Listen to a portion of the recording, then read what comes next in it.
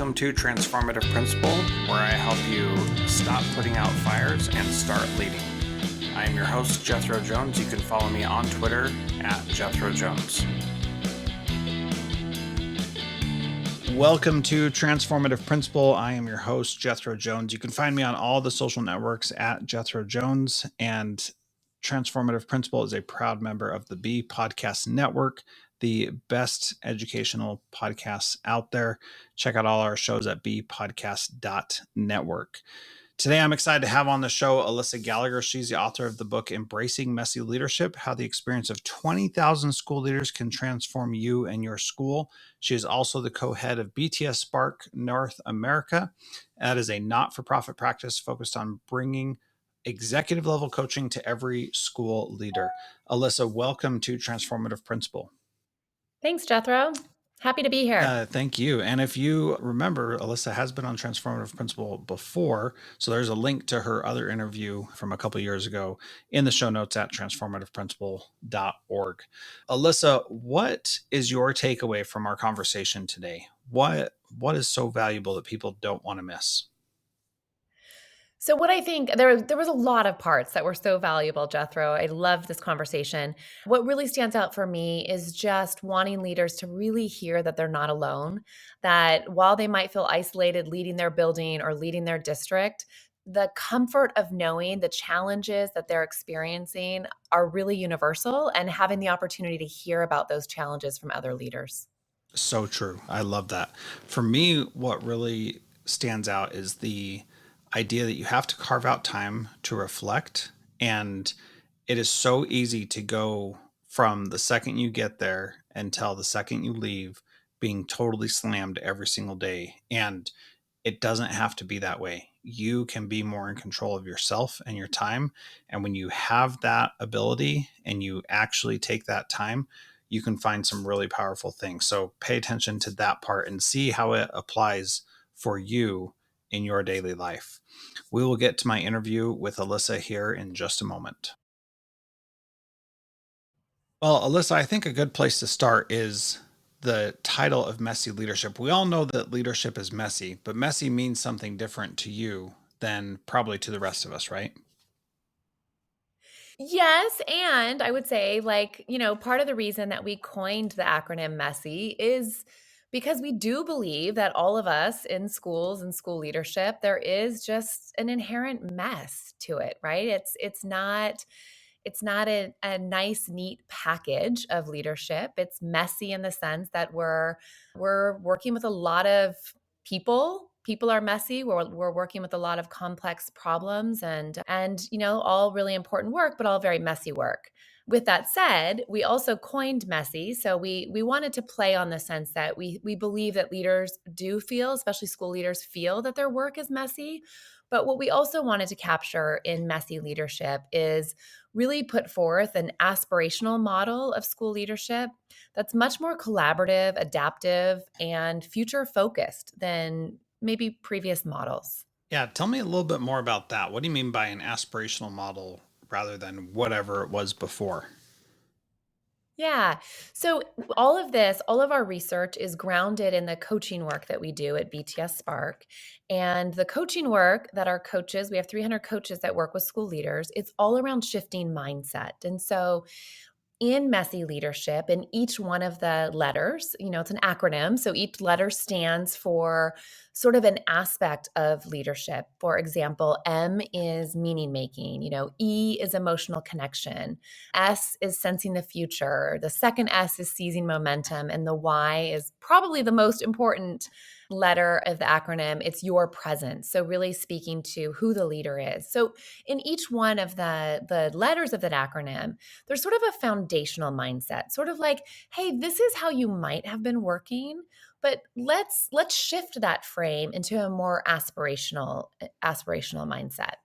Well, and the thing that I think about when I think about aspirational is that it's something that we want to achieve at some point, but that it's possible we never will. Do you share that perspective, or do you think people can get to your level of leadership?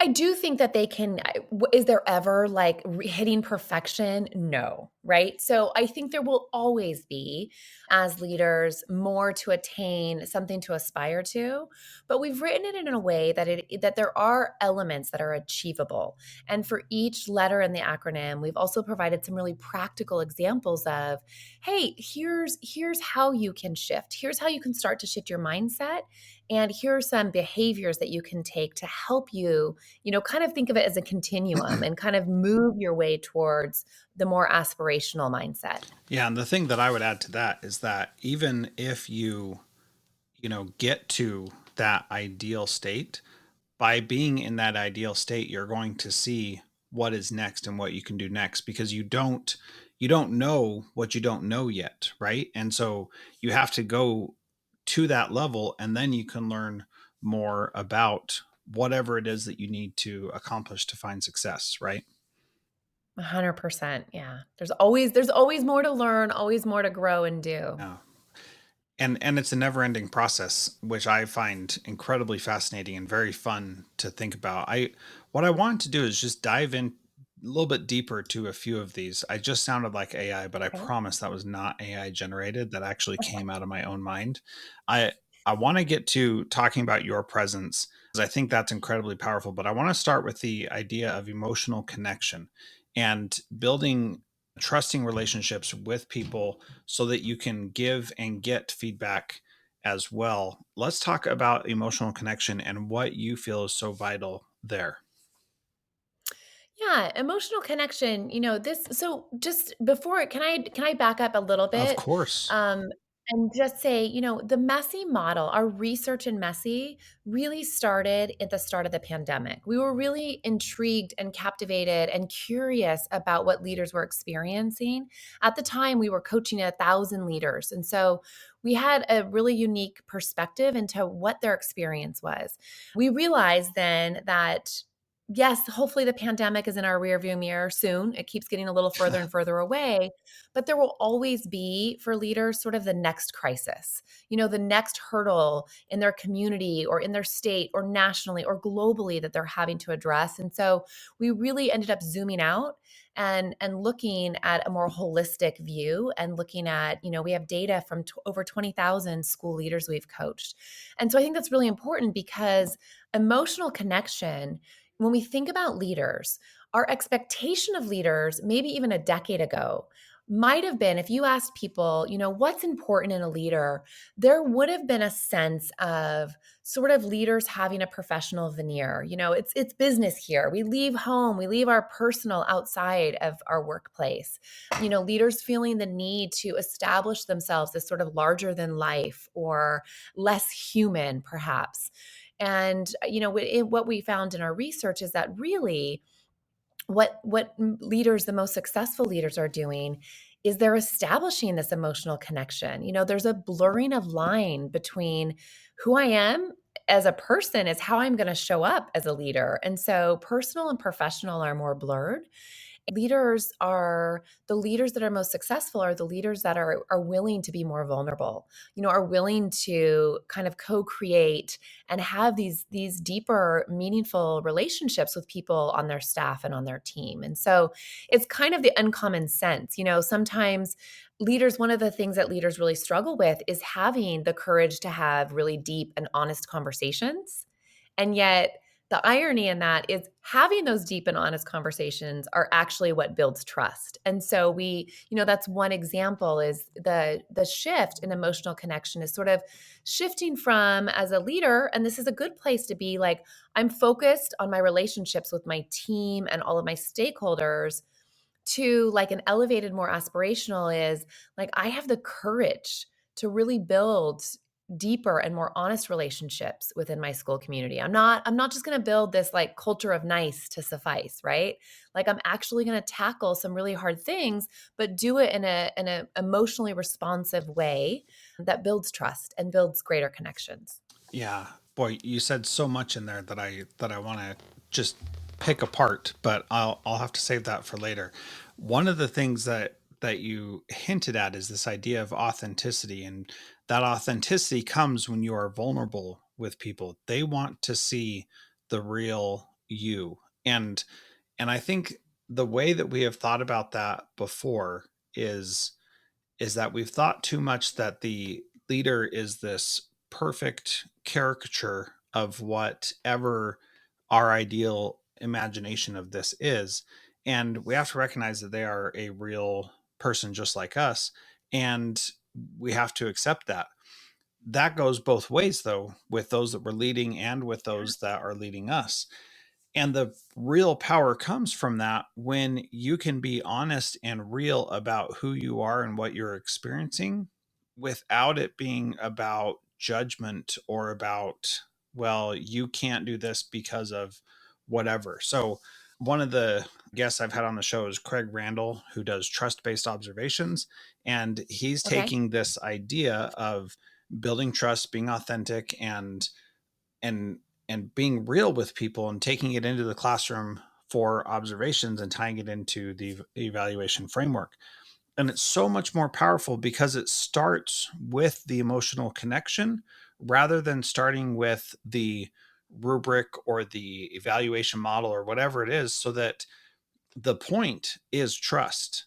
And when the Right. point is trust, then you can do incredible things. Can you share a story or two where that trust has been there and how that's and that emotional connection has been there and that's made it possible for people to do things that they didn't think were possible before? Yeah, let me think if a specific example comes to mind. I love, and I'll have to look into Craig Randall's work. I love that trust equation is being brought into the observation and evaluation lens, because I think so many times it's set up to be sort of this scary, negative, judgmental experience. I remember being a teacher and having my principal walk in, or even being a principal at a school and having my superintendent come to visit and feeling this judgment that like you clam up. And, with emotional connection, when the trust is there, it's sort of capturing heart and head, right? Of we learn best from people when that connection is there. And the other part of emotional connection is realizing that when we have these honest and real conversations, it's not all feedback is all not all negative, right? It should be balanced as well. And so we in messy leadership, in the emotional connection, we share some tools of around how can you really dig in and have greater empathy. We use what we call the presence triangle.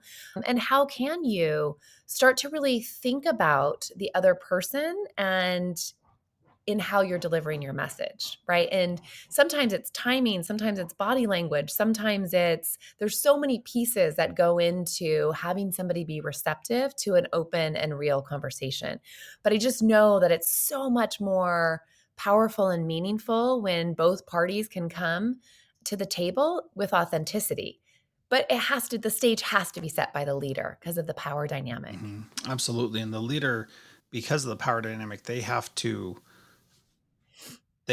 go sometimes even more extreme to say this is it's safe for you to do this too, because nobody wants to admit to their leader that they're not perfect, even though they know.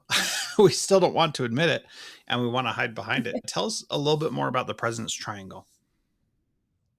Yeah, so the presence triangle it's a tool that we use. One of the things our goal in writing messy leadership, one, most importantly, is for leaders to see themselves in it. I want leaders not to feel isolated. I know that, having been both a site level leader and a district level leader, at different points, I definitely struggle with imposter syndrome, with thinking that, am I the only leader that's struggling with this? So we want leaders to feel seen. We start by uncovering sort of the top challenges that leaders globally are experiencing. And then our goal is to provide very action oriented tools. So, one of the tools in emotional connection, you asked around the presence triangle, it's a simple tool where we encourage people to think about maybe a challenging relationship they have, or maybe a problem, a conflict that they know is brewing. And it's sort of a process. It's a three-step process they go through. Of first, kind of like taking a deep breath and thinking about that relationship, thinking about how they view the person, their relationship, kind of getting clarity there, and then moving kind of, and even sometimes physically moving. And now really thinking from the perspective of the other individual. What are they, if they're looking back at you, what are they seeing? What are they thinking? And then a third place is to then step outside of the relationship as an outside observer and look at the leader and the individual. It makes so much more sense with a visual, but you get the point. And then, as an outside observer, what do you notice about this relationship? And then what do you want to do about it? So it's a very quick exercise that really can be used to improve any relationship. What I love about that is it's not only in the workplace, it can be used, with your partner, with your kids, with friends. Like, we're all human beings. And so what we're trying to bring out here too is the human side of leadership. Yeah, absolutely. And I'm so glad that you we went a little bit deeper there, because I think that ties into the piece about your presence and how important it is for you to know what is holding you back. It's if you are doing the presence triangle and you're thinking about yourself, and then you're thinking about the other, and then you're thinking about the outside perspective, and you can't see their perspective or the outside perspective, it's going to be really hard to get anywhere. And so you have to be able to see what's holding you back so that you can overcome that and be the kind of leader that your people need. What else should we know about the your presence part of messy leadership? Yeah, so the first part of your presence, I think, for leaders is just to know how much like you matter. You matter, you're not alone. You bring incredible strengths and gifts to this role that are really needed. Leadership, we need you. Like, schools need you, districts need you, our kids need you, and you're not alone. There's support that's available. So really interesting when we uncovered, coaching creates a very confidential space. Leaders get to bring authentic problems, what they're struggling with, into these coaching sessions. And so on the back end of this, we have the anonymous data to show us, well, what are leaders really struggling with? And really kind of interesting. And this leads into your presence of some of the top challenges that leaders struggle with. Number one, and we kind of touched on this a little bit already, is the courage to have difficult conversations, right? Just simply the courage. Hmm. And this is across all levels of leaders. This is not just, brand new assistant principals or brand new principals. This is across all levels, all number of years of experience, courage to really tackle the difficult conversations. The second the second theme is empowering and coaching others, not running around and fixing everybody's problems. I think in some ways, as educational leaders, we've almost taken servant leadership too far, Hmm. that we're actually like depleting ourselves. And I think that's why, leadership, educational leadership, we've created these roles that we expect them to be superhuman almost. And it's exhausting, you know? If I can The just third, get back to the yeah, third in a jump in. second, but that idea of servant leadership taken too far, that is a very real issue, where I've coached some principals recently who feel like they cannot ask their teachers to do anything besides teach day to day. They can't ask them to take leadership roles. They can't ask them to support other initiatives within the building. And it's such a missed opportunity. One of the good examples of that was during COVID, that the principal needed to do all the contact tracing. And that is not a good job for the principal to be doing, because they have a lot of other things that they need to do, and they should not be sitting on the phone or at their desk all day long. And yet, that was what they need to do. And a principal told me just last week, I could not ask anybody else to do it. Who else would be able to do that besides me? And I was like, I can think of a lot of people who could do that. And that's not you saying this is the best use of my time. That's you saying this is a task that needs to be done.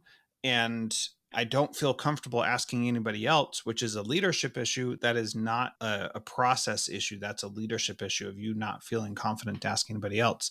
And anything that's good that we take too far then becomes bad. And being a pleaser and saying, I don't want to put anybody out, and so I'm going to just do this all. And then they end up working themselves completely to death, and not ever taking any time for themselves to make sure that they are there and ready to serve others in the way that they actually need to be served, not in the way that the leader thinks they need to be served, even though the leader could be taking away autonomy and ability from other people as well.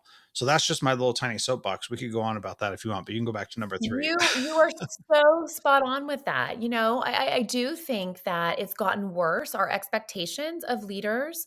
And I think leaders, because most leaders care so much about their staff, they care so much about their students, there is this sense of, let me take things off your plate.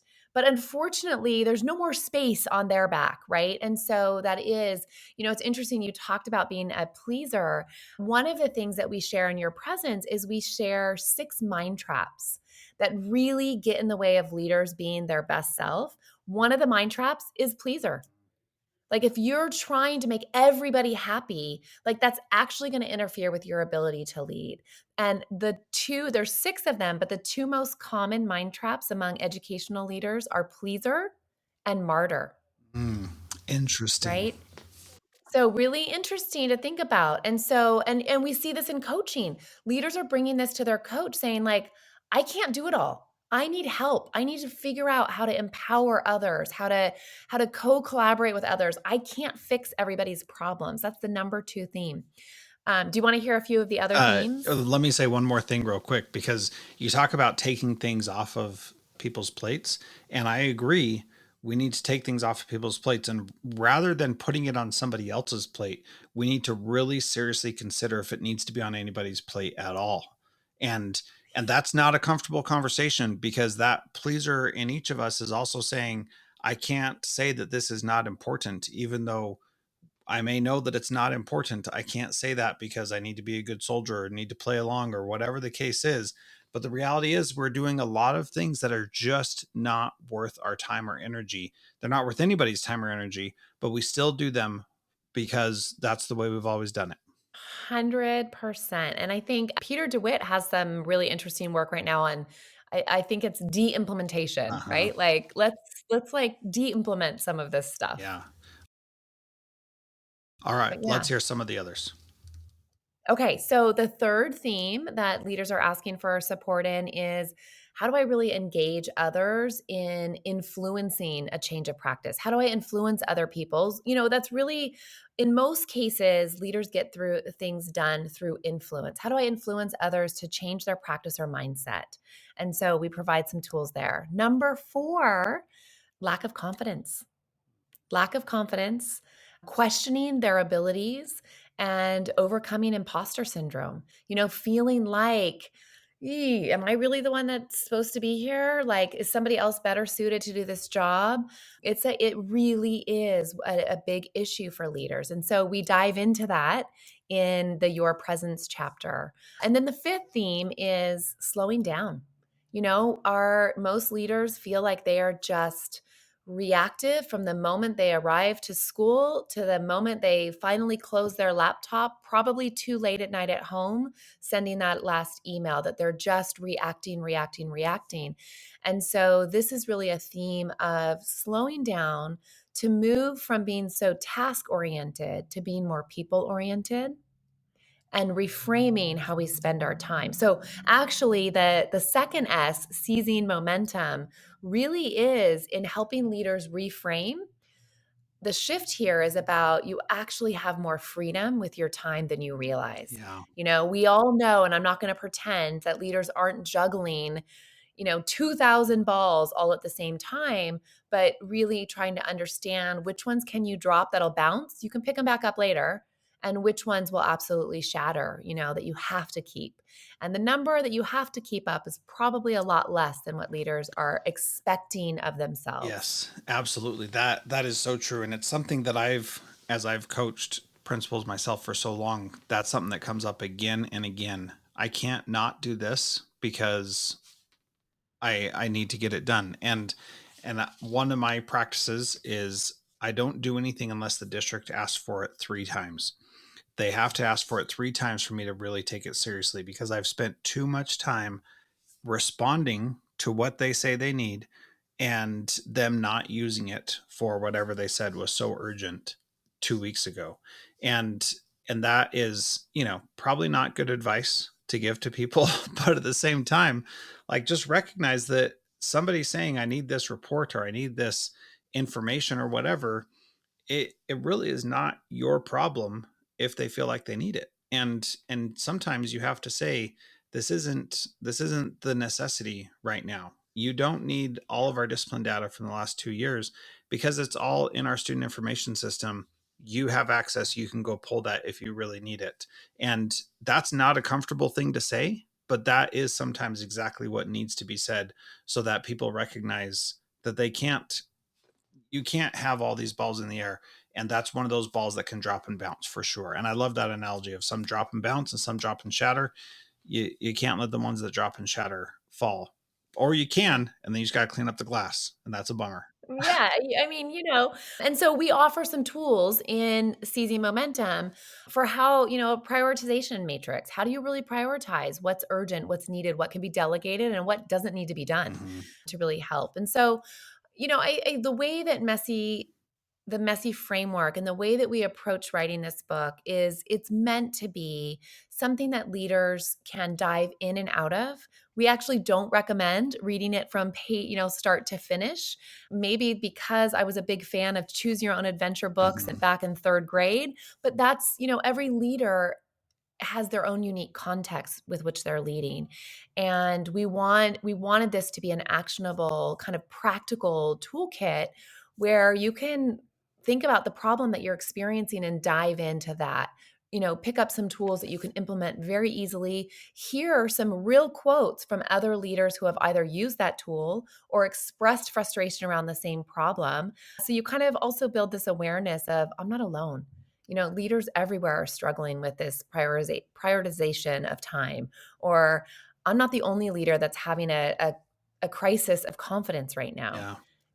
It happens, and here's something I can do about it. Yeah, absolutely. So, one of the things that you're making me think about a lot is the idea of judgment versus blameless discernment, and how so many times we have this judgment of ourselves or of those that we work with where we feel like we we need to judge the situation, judge the intention, judge the motives, and really what we need to do is blamelessly discern what happened. And the difference is that judgment carries penalties with it, that when you're judging someone, you are making a condemnation about what they did, why they did it, and assuming that you know the thought process behind that. When you're blamelessly discerning, you're recognizing this person did this and this was the result. And if I didn't like it, I need to do something about it. If I did like it, I should probably tell them that was a good job, and having that different approach. And where that has been really powerful for me is helping principals see when you are blamelessly discerning versus judging, you don't get tied up in the drama of it. You don't get caught up in the emotion of the situation, and you're able to take a step back and see it for what it is and see a different perspective. And you don't have to then make people feel badly because they acted in a certain way or didn't live up to your expectations or whatever the case may be. And it's just a really freeing way to look at things that you can't change it anyway, so judging somebody for it doesn't really help.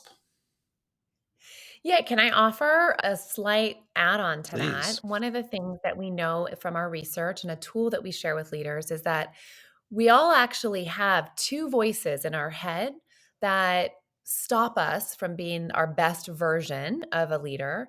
One voice is the judge, and the judge is judging ourselves. So, you think about any recent interaction that you've had or a meeting you've been at and you leave, the judge in you is saying, "Oh, well, that was a really stupid comment," or "Why did you do that?" or "What were you thinking?" You also have a pessimist voice in your head. And so we encourage leaders to get real clear on these voices and to call them out and to say, "We know this is happening. What's your internal judge saying? And what's your internal pessimist saying?" And then to zoom out and go, "Okay, but what's actually true?" Hmm. We all have a realist voice too. What's actually true? And if it's not true, then we can go ahead and squash those. We can diminish the realist and the pessimist voice that lives within all of Mm. us. Yeah, thank you. I like that. That's good. So, last question. You got a lot of experience, got a lot of advice. What is one thing that a principal can do this week to be a transformative leader like you, Alyssa? One thing. One thing I think that the easiest and the hardest that leaders can do is carve out time, time to reflect. I really think that spending whatever amount of time, whether it's 5 minutes, whether it's 10 minutes, 10 minutes might be a luxury, but honest, carved out reflection time to reflect on why we do this work we do, the good that we've done in the day. I think so often, well intentioned leaders, we're so focused on being task oriented and our to do list that is 2 miles long that we're not giving ourselves sort of the care and feeding that we need as a leader to keep us really connected to the why of the work and all of the good that we are doing. Beautifully said. I just want to add a little bit to that. In that time to carve out to reflect, slowing things down and not feeling like you gotta, make every decision right this moment. You mentioned that before, and I just want to reiterate that. Carve out time to reflect and slow down and think before you act. That's so powerful. So all right, Alyssa, thank you so much. This was great chatting with you. The book is Embracing Messy Leadership. You can get it anywhere books are sold, and there's a link to it in the show notes at transformativeprinciple.org. Alyssa, thanks so much for being part of Transformative Principle today. Thanks, Jethro.